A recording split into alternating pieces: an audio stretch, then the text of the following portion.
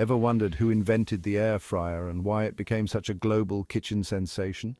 It all started with a Dutch engineer who had a passion for crispy, delicious food without the guilt of deep frying.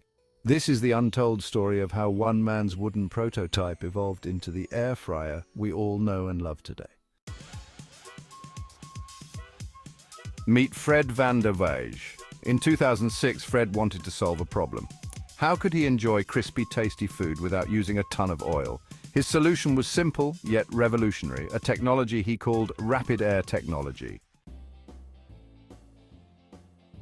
Fred's first prototype was far from the sleek designs we see today. It was a wooden box that looked more like a dog kennel than a kitchen gadget. But it worked. Using hot air circulation, he discovered a way to cook food evenly and make it crispy with minimal oil. Fred's breakthrough came with rapid air technology, a method of circulating hot air around food to cook it quickly and evenly. This innovation allowed for crispy textures without the extra calories, and in 2006 he patented the concept. After perfecting the design, Fred partnered with Philips, and in 2010 the first commercial air fryer hit the market.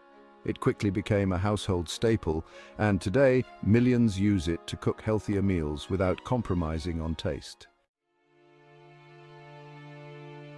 From kitchens in the Netherlands to households across the globe, the air fryer became more than just a gadget, it's a movement. It's helping people cook more efficiently, eat healthier, and still enjoy the crispy, delicious food they love. My dad's invention started with a simple problem he wanted to solve. It's amazing to see how his wooden prototype has become a part of millions of kitchens. His journey is a lesson in persistence and innovation, said his daughter Suus. Do you have an awesome air fryer tip or a favorite recipe? Let us know in the comments and hit that bell so you never miss our latest kitchen tips and stories.